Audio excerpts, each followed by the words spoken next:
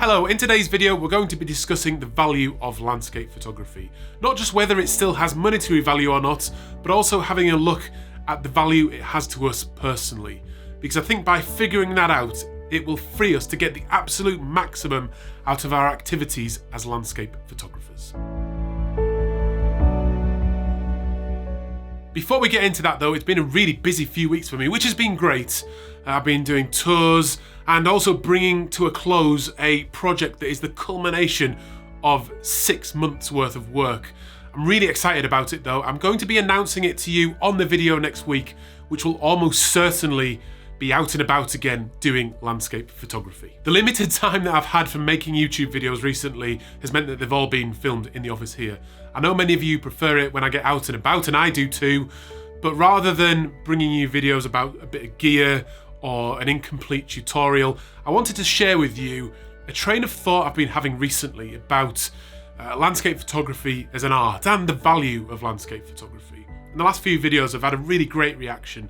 There's been some really insightful comments as well, particularly on last week's video, until one I read that said landscape photography has no value. Now that got me thinking, does it? Does landscape photography have value? Now one of the things I've never talked about before on this channel is my old job. And as many of you know, I spent 10 years living down in London. And in that time, I was working all the time working on my photography, trying to build myself up to the point where it started to make money. But I did have another job at the time, and that job, I was a police officer. Now, I haven't talked about it up till now because of a few sort of potential safety issues for me personally and my family, but I think it's probably okay now. Now, my time as a police officer has shaped me in ways that I'm still trying to figure out, and has given me an insight into life that I just didn't expect. Seeing everything from some of the greatest joys, but to some of the biggest horrors that life has to offer, made for some incredible experiences, and some that I really wish I could unsee. What it helped me with though is gaining perspective about what's important and what isn't. It also taught me not to judge. That wasn't my job. My job was to ask questions, to see both sides of an argument, and then to take measured and appropriate action. We see all too often the negative impact it can have when people rush to judgment. Outrage, anger, fear, a perpetuation of negative behaviours that can result in the terrible actions like we've seen this week. Life is not black and white. Life is grey and full of nuance. And like I learned from some of the greats in history, it's much better when there's conflict to focus on the similarities we have, what we have in common, before we start discussing the differences. So how does this relate to landscape photography? Well, like at the moment when it feels like life is getting really unbalanced, the importance of art really comes to the front and can be used to balance things out again. Music, paintings, movies, books, sports, even computer games, all these hobbies can ground us and really give us something positive to focus on. For me, and I'm guessing for you too, a big one is landscape photography, or just photography in general. We often describe it as an escape, and it's not. Landscape photography is an enormous part of our life, and a positive one that brings about balance rather than providing an escape. And to me, that has enormous value. It's also why the train of thought over the last few videos has focused on the artistic side of photography too. There's just so much more value in it, more interest in it that's going to inspire people to get into photography and to appreciate photography. The heavy focus on technical aspects puts some people off, and I think sometimes is also used as a barrier to entry when it should not be. Don't get me wrong, the technical aspects are important, but it's simply learning how to use a tool to create something bigger and something more meaningful. I have to believe there's more to my work than simply going out and taking a pretty picture. I have to believe it has more value than that. As landscape photographers, we have the opportunity to inspire non-photographers. Inspire them to enjoy the outdoors, to be more active, to start thinking about the environment and conservation by literally showing them the beauty that still exists in the world. Because I guarantee you many people have forgotten.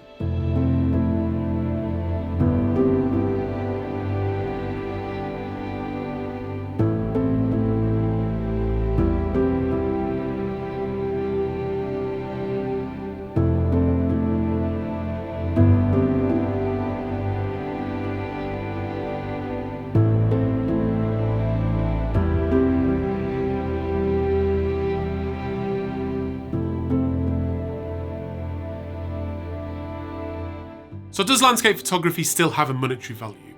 Now, I think it definitely does. There are still people making money from landscape photography, but like all areas of photography now, it's extremely competitive, and I don't think things are going to get any easier as well.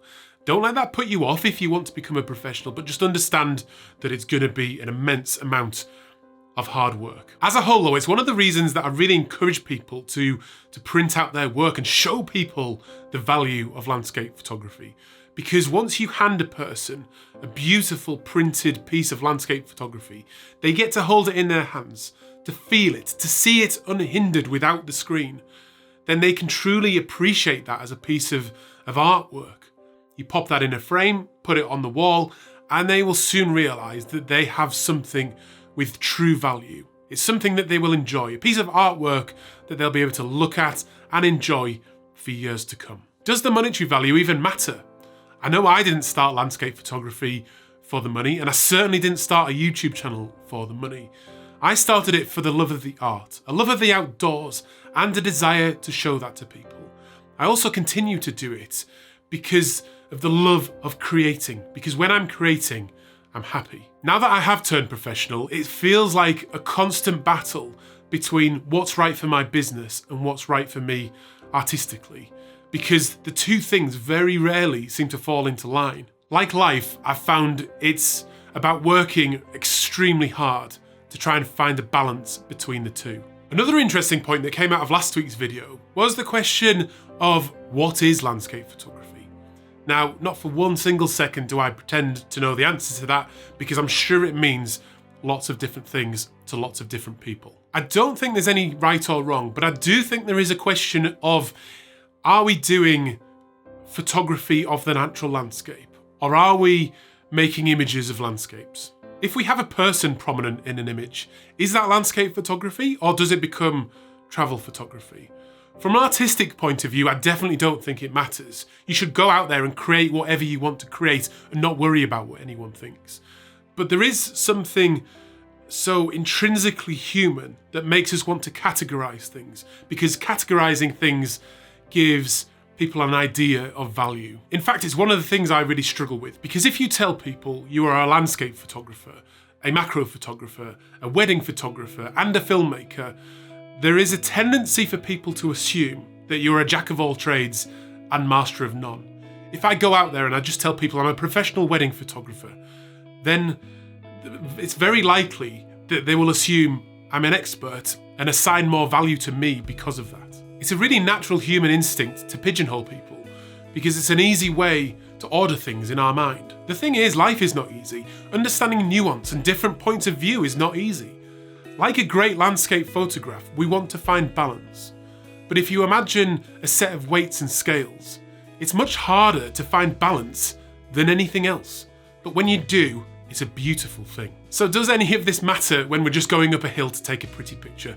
Possibly not. But I think there is so much value in figuring out why and how landscape photography fits into our life. It frees us to get the absolute maximum out of both the photographs that we're making and also the experience of going out and creating those images. So again, like last week, a lot more questions than answers, but there is one question I can answer, and that is, does landscape photography have value?